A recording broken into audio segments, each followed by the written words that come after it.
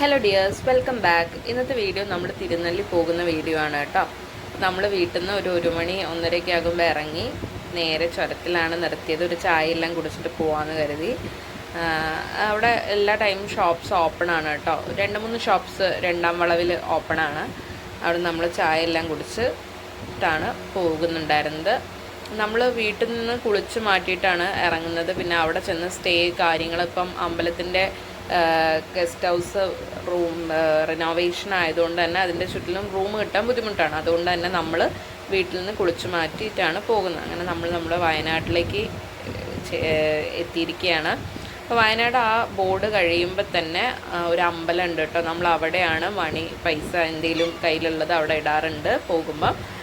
അങ്ങനെ നമ്മൾ വയനാട്ടിലേക്ക് കയറിയപ്പോൾ തന്നെ നല്ല ലൈറ്റോട് കൂടിയിട്ടാണ്, ലൈറ്റും ഉണ്ട്, അതുപോലെ ഒരു കോട ഫീലിംഗ് ഉണ്ടായിരുന്നു വെൽക്കം ചെയ്തത്. പിന്നെ നമ്മൾ മാനന്തവാടിയൊക്കെ എത്തിയ ടൈമിൽ ഒരു ചായ എല്ലാം കുടിക്കാൻ വീണ്ടും നിർത്തിയായിരുന്നു. അത് കഴിഞ്ഞതാ ബാവലി, മൈസൂർ, പിന്നെ തിരുനെല്ലിയിലേക്ക് നമ്മൾ ഒരു കാട്ടിലൂടെ ഉള്ള യാത്രയാണ് കേട്ടോ. സത്യം പറഞ്ഞാൽ നമ്മൾ മാത്രമേ ആ ടൈമിൽ ഉണ്ടായിരുന്നുള്ളൂ കാട്ടിലൂടെ. പിന്നെ ഇപ്രാവശ്യം മൃഗങ്ങൾ വളരെ കുറവായിരുന്നു. മാനിനെ മാത്രമേ നമ്മൾ കണ്ടിട്ടുള്ളൂ. സാധാരണ ആന, കാട്ടി അങ്ങനത്തെയൊക്കെ കാണുന്നതാണ്. അപ്പോൾ ഇപ്രാവശ്യം അവിടെയുള്ള ആളുകളോട് ചോദിച്ച് പറയാൻ പറ്റിയത് ആന കുറച്ച് ദിവസമായി ആനേനെ കണ്ടിച്ചെന്നുള്ളതാണ്. അത് മാനിനെയാണ് നമ്മൾ കണ്ടിട്ടുണ്ടായിരുന്നത്. പോകുന്ന വഴിയെല്ലാം ആന ക്രോസ് ചെയ്യുന്ന ബോർഡ് വെച്ചിട്ടുണ്ട് കേട്ടോ. അങ്ങനെ നമ്മൾ നേരെ തിരുനെല്ലി എത്തിയിട്ടുണ്ട്. ഞങ്ങൾ എത്തുന്ന ടൈമിൽ നമുക്ക് അമ്പലത്തിൻ്റെ അവിടെ തന്നെ പാർക്കിംഗ് കിട്ടിയായിരുന്നു. കാര്യം അത്യാവശ്യം കുറച്ച് വണ്ടി ഓൾറെഡി വന്ന് പാർക്ക് ചെയ്ത് കിടക്കുന്നുണ്ടായിരുന്നു. പിന്നെ നമ്മൾ അവിടെ കിടന്ന് കുറച്ച് ടൈം ഉറങ്ങി എഴുന്നേറ്റ് നേരെ അമ്പലത്തിൽ ദർശനത്തിന് പോവുകയാണ് ചെയ്തത്. അത്രയേറെ പ്രകൃതിയോട് ചേർന്ന് കിടക്കുന്ന ഒരു അമ്പലമാണ് തിരുനെല്ലി മഹാവിഷ്ണു ക്ഷേത്രം എന്ന് പറയുന്നത്. ഭഗവാന്റെ പാദത്തിലേക്കാണ് നമ്മൾ അലിഞ്ഞു ചേരുന്നത്. അങ്ങനെ എല്ലാവരെയും അലിഞ്ഞു ചേർക്കുന്ന ഒരു സ്ഥലം കൂടെയാണ് തിരുനെല്ലി എന്ന് പറയുന്നത്. ഒരു പ്രത്യേക പോസിറ്റീവ് ഫീലാണ് നമുക്ക് അവിടെ പോകുമ്പം. ഇതാണ് കേട്ടോ കരിങ്കൽ പാത്തി എന്ന് പറയുന്നത്. പണ്ട് കാലത്ത് ഇവിടേക്ക് വെള്ളം എത്തിക്കാൻ വേണ്ടിയിട്ട് കാട്ടിൽ നിന്ന് രാജാക്കന്മാരുണ്ടാക്കിയിട്ടുള്ള ഒരു പാതയാണ് അത്. ഇപ്പോഴും അതിലേക്ക് വെള്ളം എത്തുന്നുണ്ട്. ഇതിന്നാണ് അമ്പലത്തിലേക്കുള്ള വെള്ളം എല്ലാം ഇപ്പോഴും യൂസ് ചെയ്യുന്നത്.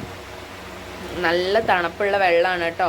ഞാനിപ്പോൾ കാണിക്കുന്ന അമ്പലത്തിൻ്റെ ചുറ്റിലുള്ള ഒരു ഏരിയ മാത്രമാണ്. അവിടുന്ന് ബലിതർപ്പണത്തിന് പോകുന്നത് വേറെ സ്ഥലത്തേക്കാണ്.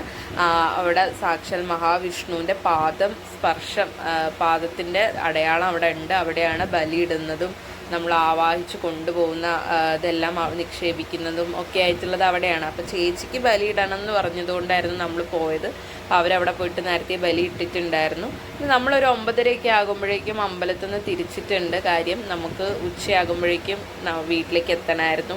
ഒരു ഫംഗ്ഷൻ ഉണ്ടായിരുന്നു. നമ്മളൊരു 12:30 ആകുമ്പോഴേക്ക് തന്നെ കാരന്തൂരിലേക്ക് തിരിച്ചെത്തിയിട്ടുണ്ട് കേട്ടോ. രാത്രി ഒരു 1 മണിക്ക് പോയി ഒരു 11:30-12 മണി ആകുമ്പോഴേക്കും നമുക്ക് സുഖമായിട്ട് എത്താൻ പറ്റും.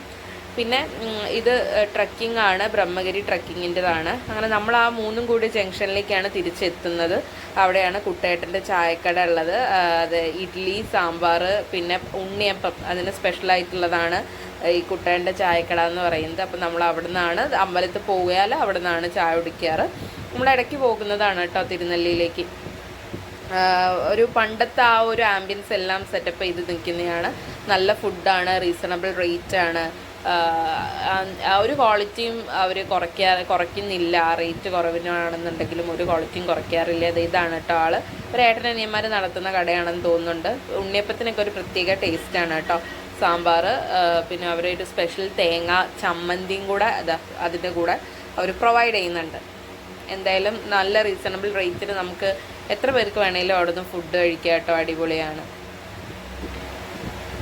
ഇതാണ് തേങ്ങ ചമ്മന്തി. എങ്ങനെയാണ് അവരത് ഉണ്ടാക്കുന്നതെന്ന് മനസ്സിലാവുന്നില്ല. എന്തായാലും ഒരു പ്രത്യേക ടേസ്റ്റാണ് അതിന്. അങ്ങനെ പിന്നെ നമ്മൾ അവിടെ നിന്ന് ഫുഡെല്ലാം കഴിച്ചിട്ട് വേഗം നാട്ടിലേക്ക് തിരിക്കുകയാണ് കേട്ടോ ചെയ്തത്. ഇന്നത്തെ ദിവസം ദക്ഷ വളരെ മൂഡ് ഓഫ് ആയിരുന്നു കേട്ടോ. നേരത്തെ എഴുന്നേറ്റതിൻ്റെയൊക്കെ ആണെന്ന് തോന്നുന്നു. അങ്ങനെ പിന്നെ നമ്മൾ അവിടെ നിന്ന് വേഗം തിരിച്ചിട്ടുണ്ട്. അങ്ങനെ വരുന്ന വഴിക്കാണ് നമ്മൾ വലിയൊരു സൈഡ്, ബൈപ്പാസിൻ്റെ സൈഡ് നിറയെ കൺസ്ട്രക്ഷൻ നടക്കുന്ന കണ്ട് നോക്കിയത്. അപ്പോഴാണ് മനസ്സിലായത് അത് ചൂരൽമല ടൗൺഷിപ്പാണ്. കുറേ വീടുകൾ അവിടെ പൊന്തിയിട്ടുണ്ട്. അപ്പോൾ എത്രയും പെട്ടെന്ന് അവരുടെ കൈകളിലേക്ക് അത് എത്തട്ടെ. അപ്പോൾ അടുത്തൊരു വീഡിയോ ആയിട്ട് കാണാം. ബൈ.